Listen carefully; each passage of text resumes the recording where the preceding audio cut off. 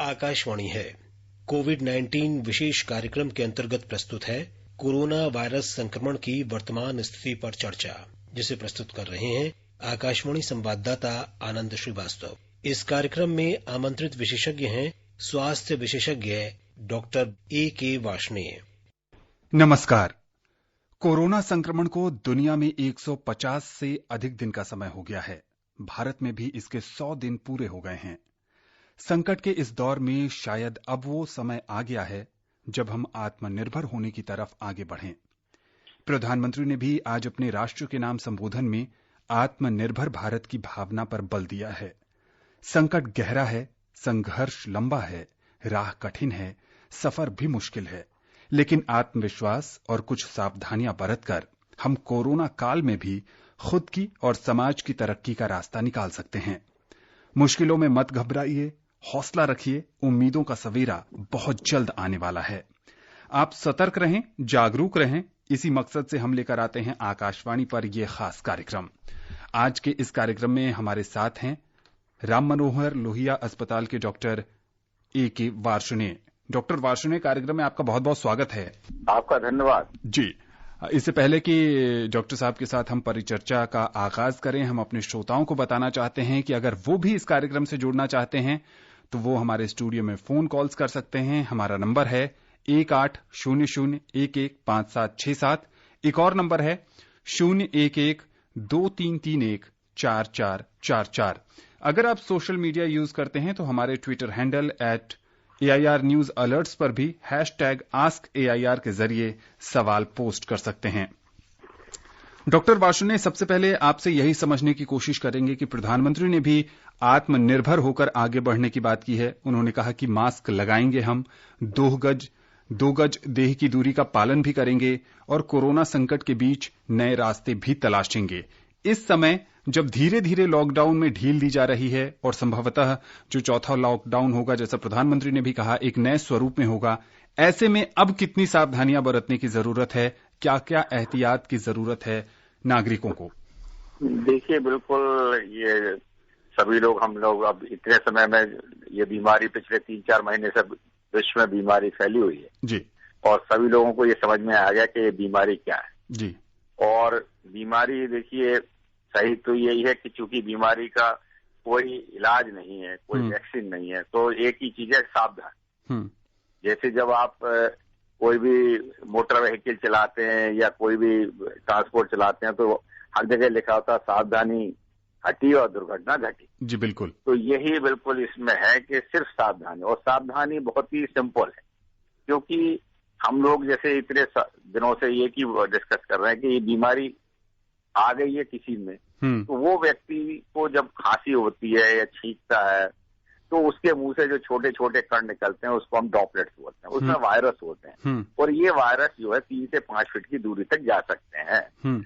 और अगर उस बीच में कोई व्यक्ति उसके पास है तो उसके नाक और मुंह में वो सांस जब ले रहा है तो वो वायरस जा सकते हैं और उसको इन्फेक्शन हो सकता है जी। तो सिर्फ बचाव यही है कि जो व्यक्ति, हर व्यक्ति अगर अपने चेहरे पर मास्क का मतलब ये नहीं है कि जो सर्जिकल मास्क है या N95, ऐसे नहीं, कोई भी कपड़ा, कोई भी चीज अपने मुंह पे लगाता है, जो कि हम पहले भी करते थे, या अगर मास्क नहीं है तो उस समय आप अगर कहीं पे कुछ नहीं है तो अपने मुंह पे जो अपने छींकते हैं बस कोहनी लगा लें उसमें, तो ये जो वायरस के कीटाणु होते हैं वो हवा में नहीं आएंगे, वो उसी मास्क तक रह जाएंगे।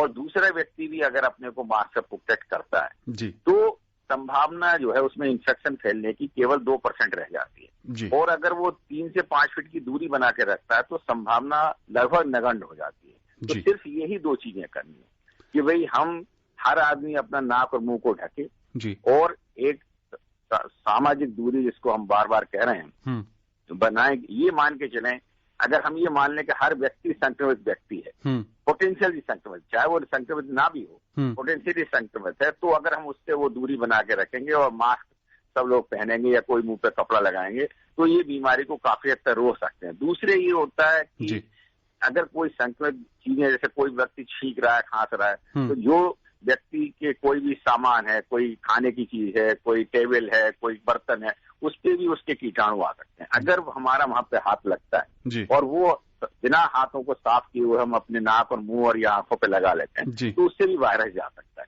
तो एक तो ये होता है कि अगर हम मुंह पे कपड़ा या कुछ मास्क लगाएंगे तो हमारा नाक और मुंह तो बच ही जाता है, उस पर हाथ नहीं जाएगा। दूसरे हमें जो बार बार हाथ लगाने की है मुंह पे लगाने की, वो आदत छोड़ देनी चाहिए। और कभी भी अगर कोई जरूरत है तो पहले हाथों को अच्छे तरीके से साबुन से हम 20 मिनट तक साफ करें, तभी अपने नाक मुंह पे लगाएं। अगर हम बाजार में जा रहे हैं कहीं पे जहाँ साबुन नहीं हो सकता और हमें लगता है कि हम कोई संक्रमित व्यक्ति है, संक्रमित चीज हमने छू ली है, तो उस समय हम अपने पास एक हैंड सैनिटाइजर रखें जिसमें के अल्कोहल की मात्रा 70% के करीब या उससे ऊपर होनी चाहिए, तो उससे हम उस समय अपने हाथों को साफ कर सकते हैं। तो ये सिर्फ 3 प्रिकॉशन अगर हम रखेंगे, मुंह पे कोई भी मास्क या कपड़ा लगाएंगे, सामाजिक दूरी बना के रखेंगे और हैंड सैनिटाइजर या हाथों की सफाई का ख्याल रखेंगे, तो हम इस बीमारी को मतलब बढ़ने से रोक सकते हैं और कोई इसका तरीका नहीं। जी बिल्कुल ठीक कह रहे हैं डॉक्टर वॉर्ष ने। एक चीज और डॉक्टर साहब आपसे समझने की कोशिश करेंगे कि आज से भारत में रेल सेवाएं कुछ रूट्स पर शुरू हो गई हैं। ऐसे में जो यात्री ट्रैवल कर रहे हैं या ट्रैवल करने की सोच रहे हैं, वहां सुरक्षित दूरी का पालन करना थोड़ा मुश्किल जरूर होगा। उनके लिए क्या आप सलाह देंगे? उनको किस तरह की सावधानी बरतनी होगी? सबसे बड़ी बात यही है कि देखिए इसमें जिम्मेदारी उस व्यक्ति की होती है। जी। सबसे तो ये होता है कि देखिए अगर आपको वाकई कोई बीमारी है इस समय, जी, कि अगर आपको बुखार है, खांसी है, कोई चीज है, तो आप बिल्कुल ही ट्रेवल ना करें किसी भी हालत में। आप पहले अपने जो है नजदीकी केंद्र पर जाएं। लेकिन अगर आपको कोई बीमारी नहीं है, आप बिल्कुल स्वस्थ हैं और ट्रेवल करना चाहते हैं सरकार के नियम के हिसाब से, तो उस समय यही होता है कि ट्रेवल के दौरान भी जब आप घर से जा रहे हैं तो मास्क लगा के जाएं, जितना पॉसिबल हो सकता है उतनी सामाजिक दूरी का नियम रखें। और हमेशा जब तक कि घर से लेके और आप वहां पे जहाँ पे जा रहे हैं वहां के जो भी नियम है, अगर वो घर पे आपको अलाउड कर रहे हैं, घर पे किसी क्वारंटाइन फैसिलिटी में कह रहे हैं, तो वहां पे वो मास्क आपके मुंह पे होना चाहिए। उसी तरीके से आप उन्हें बच सकते हैं। और अपने हाथों की, जैसे मैंने बार बार कहा कि कोई भी छूते हैं तो वही ट्रेन में पानी वगैरह की सुविधा तो होती है, लोग डिस्पोजेबल सोप वगैरह भी ले जाते हैं, तो उससे अपने हाथों को अच्छी तरीके से वॉश करके फिर अपना खाना या पानी पिए। तो ये 2-3 एहतियात तो देखिए उनको बरतने पड़ेंगे। प्लस सिर्फ जब बहुत ही आवश्यक हो तभी वो ट्रेवल करें, क्योंकि देखिए कई लोगों को ट्रेवल करना इसलिए है कि वो जब लॉकडाउन से पहले सडनली बड़े बड़े शहरों में फंस गए, किसी भी काम की वजह से आए थे किसी वजह से, और वो नहीं जा पाए, तो उनके लिए बहुत आवश्यक है, क्योंकि उनका घर दूसरी जगह है और वो दूसरी जगह फंस गए हैं, तो उनके लिए शायद बहुत जरूरी है। लेकिन अगर वो इस समय स्वस्थ हैं तभी ट्रेवल करें।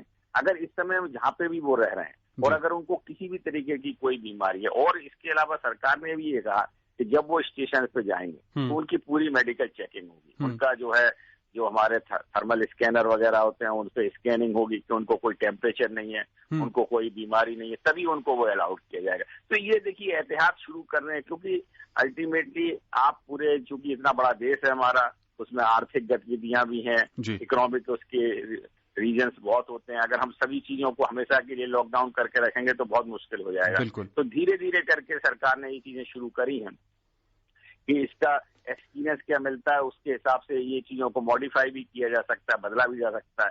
परंतु हर व्यक्ति का कर्तव्य है, मैं ये कह रहा हूँ कि हर व्यक्ति को ये बीमारी के बारे में समझना पड़ेगा और उसका अपना दायित्व उसे जो है देश के प्रति अपना निभाना पड़ेगा, तभी हम इस महामारी से जो है अपना बचाव कर पाएंगे। जब तक कि हमारे पास कोई इफेक्टिव मेडिसिन आ जाए कुछ महीनों में, या कोई वैक्सीन उपलब्ध हो जाए जिससे हम अपना बचाव कर सके, तब तक हमारे को ये एहतियात के तौर पे, लेकिन एहतियात के तौर पे हमें सारे काम करने पड़ेंगे। हमें ट्रैवलिंग भी करनी पड़ेगी, हमें अपने व्यावसायिक जो प्रतिष्ठान है उनको भी खोलना पड़ेगा, और चीजें भी करनी पड़ेंगी, क्योंकि सभी लॉकडाउन करेंगे तो फिर उसका आर्थिक खामियाजा देश को बहुत ज्यादा भुगतना पड़ेगा। बिल्कुल, प्रधानमंत्री ने भी आज राष्ट्र के नाम अपने संबोधन में कई बार कहा है कि कोरोना एक ऐसी बीमारी है जो लंबे समय तक रहने वाली है और इसके साथ हमें जीना सीखना होगा। और डॉक्टर वार्ष ने भी कह रहे हैं कि हर नागरिक को अपनी जिम्मेदारी समझनी होगी, सुरक्षित दूरी का पालन करना होगा, मास्क पहनना होगा, हाथों को बार बार धोना होगा। डॉक्टर, जैसा कि हमने अपने कार्यक्रम के इंट्रो में भी बताया कि दुनिया में 150 से ज्यादा दिन हो गए इस वायरस को आए और भारत में 100 दिन से ज्यादा पूरा हो गया है। नोवेल कोरोना वायरस के बारे में अब तक क्या क्या वैज्ञानिक तथ्य सामने आ गए हैं और उससे वैक्सीन बनाने में किस तरह की मदद मिल रही है? देखिए, सबसे बड़ा तो है कि नोवेल का मतलब होता है ये वायरस जो इस तरीके का स्ट्रक्चर है जिसका जेनेटिक वो पहली बार आया जी तो विदेश मतलब इंग्लिश भाषा में नोवेल का मतलब न्यू वायरस है, जिससे पहले ये वायरस नहीं था। हालांकि इसी प्रजाति के वायरस इससे पहले जो 2002 में सार्स वायरस आया था वो सार्स 1 का नाम दिया गया और फिर उसके बाद मर्स वायरस आया था 2012 में। ये भी उसी प्रजाति का वायरस है, कोरोना वायरस। और जब इसका जेनेटिक स्ट्रक्चर किया गया तो अब WHO ने या विश्व जो स्वास्थ्य संगठन है उसने इसका नाम सार्स कोरोना वायरस 2 रखा है ना, क्योंकि ये सार्स कोरोना वायरस 1 से काफी हद तक मिलता जुलता है, थोड़ा सा अंतर है। लेकिन इसमें डिफरेंस है कि ये जो वायरस है बहुत ही इन्फेक्शन ये है कि अगर एक व्यक्ति संक्रमित व्यक्ति के अगर आप नजदीक आ गए तो ये मान के चलिए कि आपको संक्रमण होने की संभावना पूरी है। तो इसलिए इससे बचाव करना। अब देखिए, पूरे चूंकि ये विश्व की ग्लोबल महामारी है, लगभग 200 देश इससे प्रभावित हैं,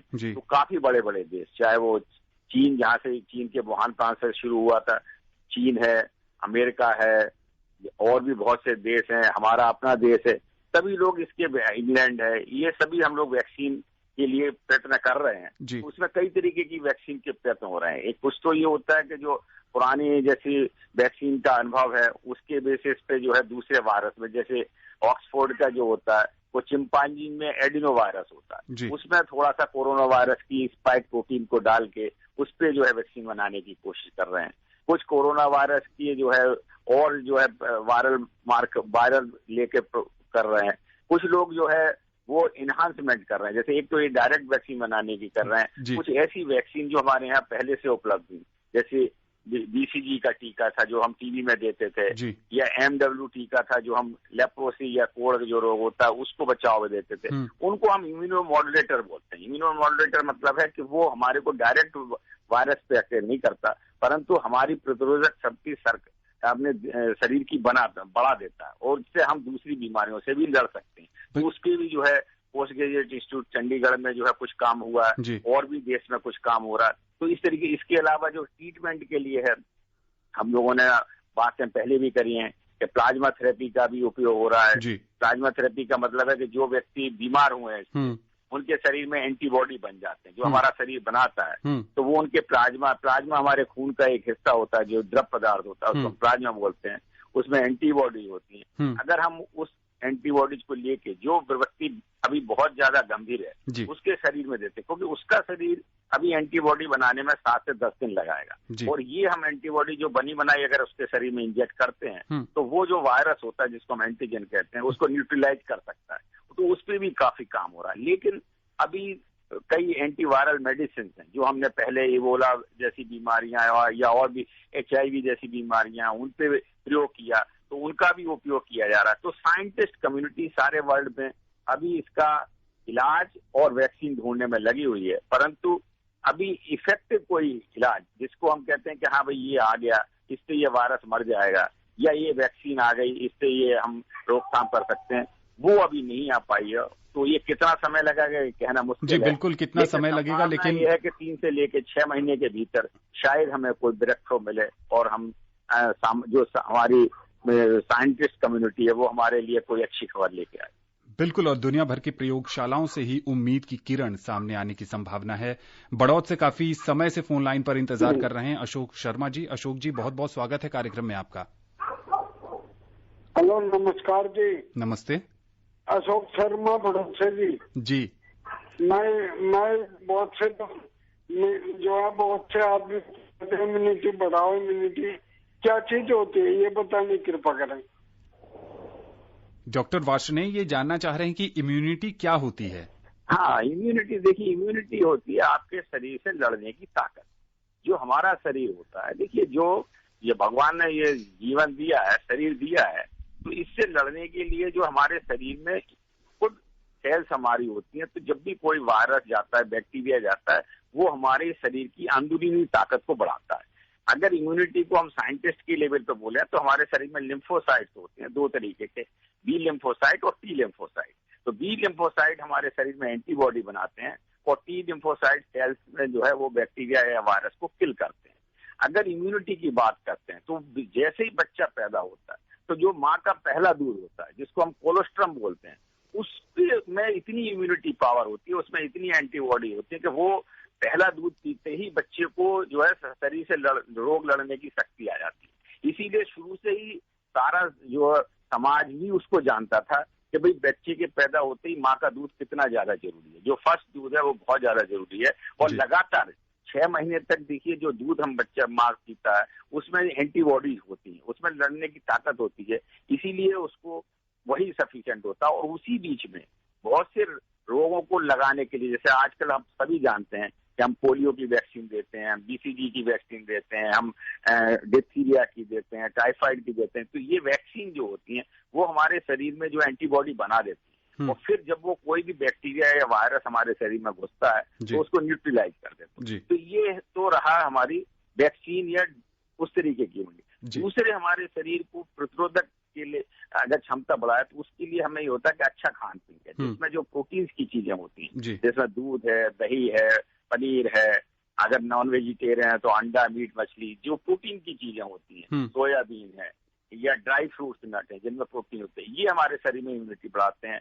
फल और सब्जियां, हरी सब्जियां और फल, खासतौर से सिट्रस वाले फ्रूट जिसमें कि आपका आंवला है, नींबू है, संतरा है, मौसमी, जिनमें विटामिन C होता है, ये हमारा इम्यूनिटी बढ़ाते हैं। इसके अलावा हम रेगुलर जो एक्सरसाइज करते हैं, अगर हम व्यायाम करते हैं तो ये भी हमारे शरीर की प्रतिरोधक क्षमता बढ़ाने के लिए काम करता है। इसके विपरीत अगर हम स्मोकिंग करते हैं या अल्कोहल का सेवन करते हैं तो ये हमारे शरीर की इम्यूनिटी को घटाता है। इसलिए हमें जो है ऐसी चीजें करनी चाहिए, अच्छा पौष्टिक भोजन लेना चाहिए, व्यायाम करना चाहिए, वो जो हमारी इम्यूनिटी बढ़ाता है। और हमारे को शराब से और स्मोकिंग से बिल्कुल परहेज रखना चाहिए, जो कि हमारे शरीर की इम्यूनिटी को घटाता है। और एक निश्चित तौर पर कम से कम आधा पौन घंटे हर व्यक्ति को जरूर व्यायाम करना चाहिए शुरू से, ये हमारी इम्यूनिटी बढ़ाने में बहुत मदद करता है। तो 2 तरीके से हम बढ़ाते हैं, एक दवा के द्वारा इम्यूनिटी बढ़ाते हैं और एक अपना खाने पीने के द्वारा, एक्सरसाइज के द्वारा बढ़ाते हैं। तो ये जो अभी हम बात कर रहे हैं कोरोना वायरस से लड़ने के लिए, ये हम उस इम्यूनिटी की बात कर रहे हैं जो दवा के लिए, जो वैक्सीन अगर कोई आती है तो वो वैक्सीन हमारे शरीर की इम्यूनिटी बढ़ाने में मदद करेगी और हम उससे लड़ पाएंगे। बिल्कुल ठीक। मध्य प्रदेश के बालाघाट से RK बासल जी जुड़ चुके हैं, बहुत बहुत स्वागत है कार्यक्रम में आपका। हाँ आनंद जी नमस्कार। नमस्ते। हाँ डॉक्टर वासुदेव साहब को भी नमस्कार। जी नमस्कार। हाँ डॉक्टर साहब, मेरा प्रश्न है कि मैं वाराणसी में हूँ, ये बहुत छोटा इलाका है और बहुत छोटे छोटे गांव आसपास लगे हुए हैं, और यहाँ के लोग जो है इलाज कराने के लिए यहाँ तक नहीं आ पाते और अपने गांव के ही डॉक्टर से इलाज कराना चाहते हैं वो। तो क्या गांव के डॉक्टर इसका इलाज कर सकते हैं कि इसको विशेषज्ञ को ही दिखाना चाहिए? देखिए अभी तक तो ये होता है कि एक तो मैं आपको बताऊं कि जो शायद गांव के लेवल पे इसकी जांच की अभी सुविधाएं ना हो, डिस्ट्रिक्ट लेवल पे तो जरूर सुविधाएं हो सकते हैं, क्योंकि अभी करीब 400-500 लैब भारत सरकार ने बनाई है, तो वो मैं समझता हूँ कि डिस्ट्रिक्ट लेवल से नीचे तो शायद सुविधा नहीं होगी, तो वो उस जगह तक तो आना पड़ेगा। परंतु भाग्यवश ये है कि अभी ये बीमारी एक तो गांव में नहीं फैली है, और वहां पे भी देखिए अगर हम बचाव के साधन करते रहेंगे तो वो बीमारी नहीं फैलेगी। लेकिन अगर किसी को इस समय अगर उसे लगता है कि वो किसी संक्रमित व्यक्ति के कांटेक्ट में आया है या उसको लगातार जो है हाई ग्रेड बुखार या खांसी हो रही है, तो वो नजदीकी स्वास्थ्य केंद्र में जाएं। सारे जो है देखिए भारत सरकार की भी हेल्पलाइन नंबर है और स्टेट गवर्नमेंट ने भी अपने हेल्पलाइन नंबर दिए हुए हैं। उन हेल्पलाइन नंबर पे अगर आप फोन करेंगे तो वहां से आपको निर्देश दिया जाएगा कि आपका नजदीकी कौन सा केंद्र है जहाँ पे आप जा सकते हैं, जहाँ आपकी जांच हो सकती है, और अगर जांच होने में बीमारी पाई जाती है तो उसका उचित इलाज किया जा सकता है। भाग्य बस ये अच्छी बात है कि 80 से 85% लोग में बीमारी बहुत ही सामान्य होती है, 5-7 दिन में वो खांसी बुखार अपने आप ही ठीक हो जाता है और वो गंभीर नहीं होते। केवल वो व्यक्ति जो उनकी उम्र ज्यादा है, 65-70 साल से ज्यादा है, जिनको डायबिटीज की बीमारी है, हार्ट की बीमारी है, गुर्दे की बीमारी है, HIV की बीमारी है जी, या जो लोग कोई COPD या एस्थमा वगैरह की बीमारी है, या जो कोई ऐसी स्टेरॉइड वगैरह दवाइयां ले रहे हैं जो इम्यूनोसप्रेसेंट होते हैं, इन लोगों को बहुत ज्यादा सावधानी रखने की जरूरत है। अगर इनमें से किसी व्यक्ति को होती है तो उनको फिर निमोनिया हो जाता है, कई बार ऑक्सीजन की जरूरत पड़ती है या कई बार उनको मशीन की जरूरत पड़ती है जिसको हम वेंटिलेटर बोलते हैं। तो ये उपचार तो थोड़ा डिस्ट्रिक्ट लेवल के ही अस्पतालों में हो पाएगा, गांव में शायद वो पॉसिबल ना हो। बिल्कुल ठीक। हरियाणा के सिरसा से कप्पू राम जी जुड़ चुके हैं कार्यक्रम में, बहुत बहुत स्वागत है आपका। राम राम जी। राम राम। जी बताएं, क्या जानना चाहते हैं आप? मुझे जानना डॉक्टर साहब, जैसे शरीर में इम्यूनिटी होती है, ताकत है, एक बार फिर से सवाल दोहराएंगे आप? वाला कोई यंत्र से नहीं पता लग जाए जैसे मेरे अंदर इतनी इम्यूनिटी है सर जी। ये जानना चाह रहे हैं कि कैसे पता किया जाए कि इनके शरीर की इम्यूनिटी क्या है? देखिए, अगर सही बात तो ये है कि देखिए जनरली अगर आपको कोई बीमारी नहीं है, आप स्वस्थ हैं, तो इम्यूनिटी ठीक ही होती है। और इम्यूनिटी बढ़ाने के लिए स्पेसिफिक टेस्ट होते हैं। अगर हम किसी चीज के लिए जांच करते हैं, उन चीजों की आवश्यकता नहीं होती। सिर्फ आप अपने खाने पीने का ध्यान रखें, अच्छा खाना खाएं, अच्छा भोजन, जैसे मैंने बताया पौष्टिक भोजन खाएं, और आप जो मौसम के फल हैं वो लें, हरी सब्जियां सब गांव वगैरह में अवेलेबल होती हैं, फली वाली सब्जियां होती हैं, और जो हरी सब्जियां होती हैं वो सब खाएं। नियमित रूप पे आप हल्का सा जो भी व्यायाम के आदी हैं, अगर आप किसान भाई हैं या मजदूर है तो वैसे ही बहुत ज्यादा व्यायाम करते हैं, लेकिन अगर जो लोग नहीं भी कर सकते तो वो हल्का सा व्यायाम जरूर करें, उससे इम्यूनिटी बढ़ती है। इसके अलावा जो भारत का आयुर्वेदिक संस्थान है उसमें बहुत से नुस्खे होते हैं जो कि घरों में आप लोग पहले भी करते हैं कि भाई हल्दी वाला दूध पीते हैं, या और बहुत सी ऐसी चीजें होती हैं जो हमारी इम्यूनिटी बढ़ाने में काम आती हैं, वो आप कर सकते हैं। अगर आपको कोई बीमारी नहीं है, अगर आप मदिरापान नहीं करते, धूम्रपान नहीं करते, या और कोई बीमारी नहीं है, तो आपको घबराने की जरूरत नहीं है और इम्यूनिटी का टेस्ट कराने की भी जरूरत नहीं है। जी बिल्कुल। डॉक्टर वार्ष्णेय, आपसे ये भी समझने की कोशिश करेंगे कि बहुत सारे मीडिया में ये खबरें आ रही हैं कि कोरोना वायरस ने अपना स्वरूप बदल लिया है और अब इसके लक्षणों में भी बदलाव देखने को मिल रहे हैं।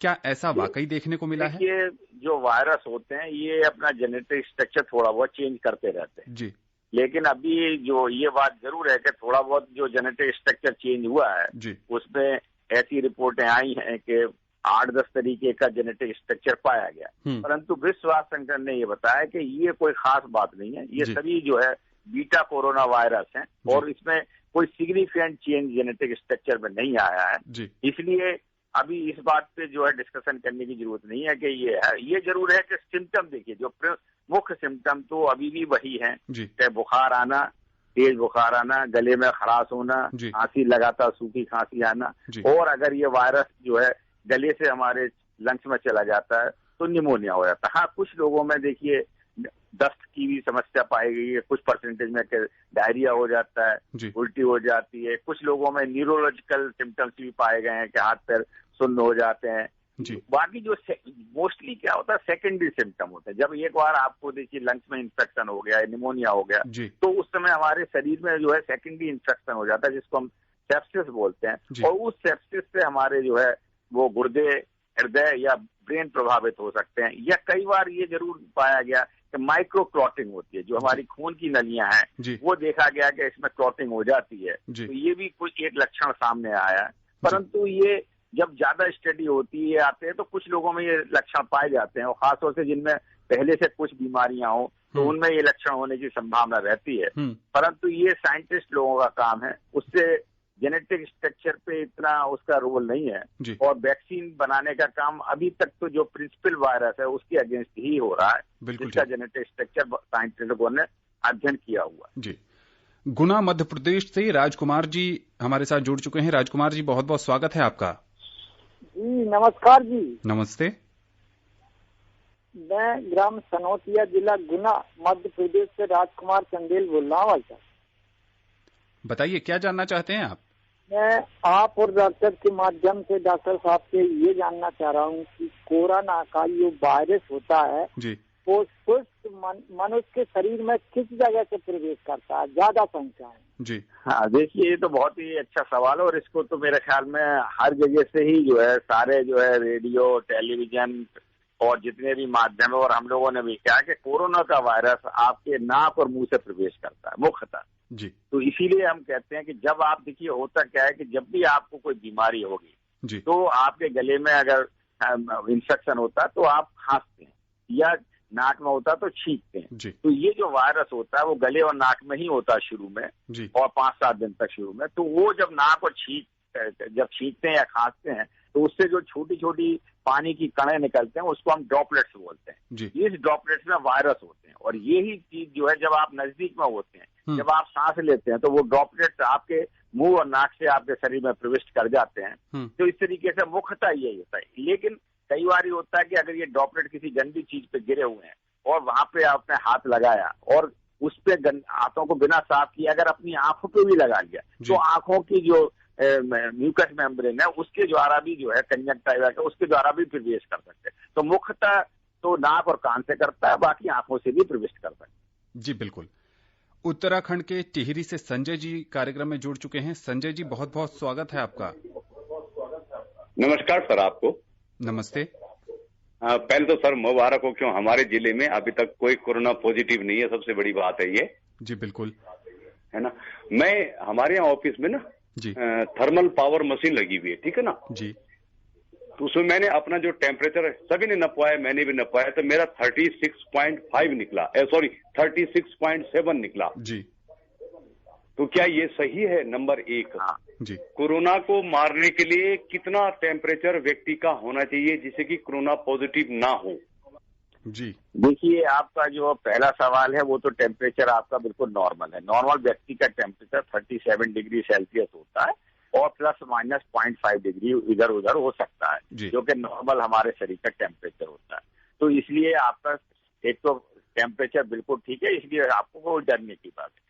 दूसरा, देखिए जो हमारा शरीर है, जो ह्यूमन है हम लोग, वो होम्योस्टेटिक हमारा होता है। हम हमारी बॉडी जो है वो 37 डिग्री सेल्सियस या 98.4 डिग्री फ़ारेनहाइट पे ही ढंग से काम कर सकती है जी। उसके ऊपर आधा नीचे हो सकता है, उसके ऊपर हमारा शरीर काम नहीं करता।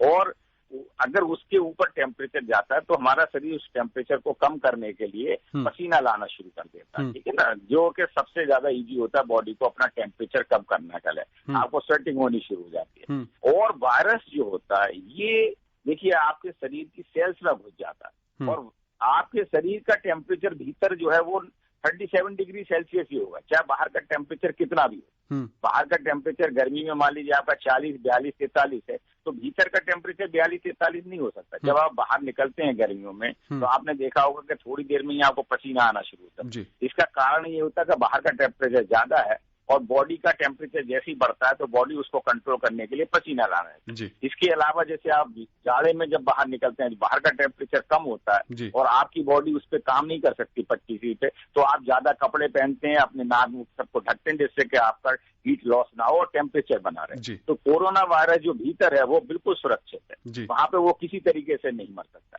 जहां तक बाहर का टेम्परेचर का सवाल है, वो अभी ये देखा गया है कि जो ऐसे भी देश हैं बहुत से जहाँ टेम्परेचर 45-50 डिग्री चल रहा है, उनमें भी वायरस पाया गया, उनमें भी वायरस का प्रभाव हो रहा है। तो ये कहना कि बाहर के भी 45-50 डिग्री टेम्परेचर पर वो कोरोना मर जाएगा, वो अभी कहना सही नहीं है।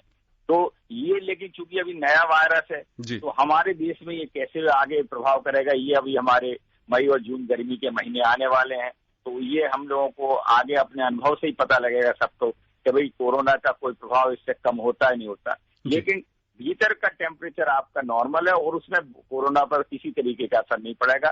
सिर्फ आपको बचाव वही करना है कि भाई आप अपने मुंह पे मास्क या कपड़ा लगा के रखें, सामाजिक दूरी बना के रखें किसी भी आदमी से। जो आदमी अगर छींक रहा खांस रहा उसको बिल्कुल ही अलग रखें, उसको खुद जानकारी दें कि भाई आपको कहीं समाज में नहीं मिलना, और अपने हाथों की अच्छी तरीके से सफाई करते हैं। बिल्कुल ठीक। अगर यही 3 चीजें करेंगे तभी आप बचाव हो सकता है। बाकी ये जो चीजें होती हैं कि हम गर्म पानी पिए या काढ़ा पिए, ये कर सकते हैं, उसमें कोई नुकसान नहीं है, परंतु इससे ये मान के चलना कि वायरस खत्म हो जाएगा वो संभव नहीं। बिल्कुल। बिलासपुर से बसंती वर्मा जी फोन लाइन पर हैं। जी, कार्यक्रम में स्वागत है आपका, पूछिए क्या जानना चाहते हैं। हाँ नमस्कार डॉक्टर साहब। जी नमस्ते। जी नमस्ते। हाँ मैं छत्तीसगढ़ बोला था। जी बोलिए। मतलब आपको हिंदी में ही बोल रही हूँ, छत्तीसगढ़ से हूँ। जी जी हाँ श्रीमती बसंती वर्मा बिलासपुर। जी जी। मेरा सवाल ये है डॉक्टर साहब कि हम लोग सोशल डिस्टेंसिंग का पालन करने के लिए आप लोग बोल रहे हैं जी। तो संयुक्त परिवार में रहते हो या आप आस पड़ोस में है घर सब लोग का, तो मास्क तो हमेशा नहीं लगा सकते, तो किस तरह और अपनी सुरक्षा के लिए और डिस्टेंसिंग किस तरह करें, ये पहला सवाल है जी। और ज्यादा मतलब लोग हैं अगर तो जी। और दूसरा सवाल है कि जो फ्रूट खाते हैं उसको तो पका कर नहीं खाते, खाना खाते हैं जी। तो धोना है उसके बाद धूप में रखना है या किस तरह खाएं, छीलने वाला हर फल तो नहीं रहता, इसलिए मेरा दूसरा सवाल है कि फल को किस तरह खाएं हम लोग। नहीं, देखिए, एक तो ये होता है कि अगर आप सबसे पहले तो हम ये कह रहे हैं कि भाई मुंह पे आप अपने जरूर कोई भी मास्क या कपड़ा या रूमाल या अंगोछा या दुपट्टा जो भी है मुंह और नाक को जरूर ढक के रखिए जब आप किसी दूसरे व्यक्ति से मिल रहे हैं जिसको आप जानते नहीं। अगर देखिए आप घर के भीतर हैं और घर के भीतर सभी व्यक्ति स्वस्थ हैं, किसी को बीमारी नहीं है, तब तो ना तो आपको मास्क पहनने की जरूरत है ना कोई कपड़ा लगाने की जरूरत है, ठीक है ना, क्योंकि वहां पे तो सब स्वस्थ व्यक्ति रह रहे हैं। लेकिन ऐसे बाहर जब आप जाते हैं या किसी अनजान व्यक्ति से मिलते हैं जिसके बारे में आपको नहीं पता कि ये स्वस्थ है, तब बेटर ये होता है कि आप अपना मुंह को ढकें। उसको भी कहिए कि अपना मुंह पे रूमाल या कपड़ा या मास्क जो भी है वो लगाए और जितना पॉसिबल हो सकता है। देखिए, एक आपस में दूरी बना के रखें अनजान व्यक्ति से, 2 फीट 3 फीट 1 फीट जितनी भी मैक्सिमम बना सकते हैं वो जरूर करें। जहां तक देखिए फल और सब्जियों का सवाल है, तो जो फल और सब्जियां अच्छी तरीके से जो है पानी में वॉश कर लें थोड़ी देर तक, उसमें वायरस फिर होने की संभावना बहुत कम रहती है। अगर फिर भी आप चाहें तो कई बार ये होता है कि जो छीलने वाले फल हैं जैसे केला है या जो है उनका ऊपर का हटा दें, जो होता है अगर जो बाकी फल छीलने वाले नहीं है तो उनको अच्छी तरीके से वॉश कर लें। सब्जियां वगैरह हैं तो उनको गर्म पानी में थोड़ी देर के लिए डालना है, उसमें थोड़ा सा खाने का सोडा भी डाल सकते हैं, हल्का सा 1 आध चम्मच, और उसमें थोड़ी देर पड़े रहने दें। उसके बाद फिर अच्छी तरीके से उनको धो लें, फिर आप उनका सेवन कर सकते हैं। जो चीजें वैसे पकाने वाली चीजें उनको अच्छी तरीके से पका के खाएं, तो फिर उससे जो है वायरस अगर होगा भी तो वो मर जाएगा। परंतु अभी तक देखिए जितनी भी जगह वायरस आया, ये संभावना हमेशा एक दिमाग में है कि शायद फलों से, सब्जियों से, अखबार से, न्यूज़पेपर से या इन चीजों से वायरस फैल सकता है। परंतु कहीं से भी विश्व में इतने केस में ऐसी खबर नहीं आई कि इन खाने पीने की चीजों से किसी को वायरस हुआ है। जो वायरस हुआ है वो हमेशा एक व्यक्ति से ही दूसरे व्यक्ति में हुआ है। तो सिर्फ हमें सावधानी यही रखनी है क्या हम जितना भी पॉसिबल हो अपने नाक और मुंह को ढकें और सामाजिक दूरी जितनी पॉसिबल है बना के। लेकिन इसका ये मतलब नहीं है कि घर के भीतर हम रह रहे हैं और हमारे घर में सभी लोग ठीक हैं तो फिर हमें बीमार मतलब आपस में इतना जो है वो मास्क लगाने की जरूरत है। हाँ, ये जरूर है कि अगर आप बाहर से आ रहे हैं और तो एक तो मुंह से ढक के आए जो कामकाजी व्यक्ति है, और अगर घर में आपके जैसे बुजुर्ग लोग हैं या बीमार हैं तो ये हो सकता है एहतियात के तौर पे कि उनके बहुत ज्यादा संपर्क में ना आए और अपना आते ही घर में जो है मास्क वगैरह को अच्छी तरीके से डिस्कार्ड कर दें, अपने हाथों को अच्छी तरीके से धोएं। अगर पॉसिबल हो तो जो आपके कपड़े वगैरह जो आपने भाया वो उनको लॉन्ड्री वगैरह में डाल दें, धो दें, थोड़ी स्नान कर लें। तो अगर ये सावधानियां, ओवर सावधानियां हम बोल रहे हैं, अगर ये रखेंगे तो वायरस होने की संभावना बहुत कम हो जाएगी।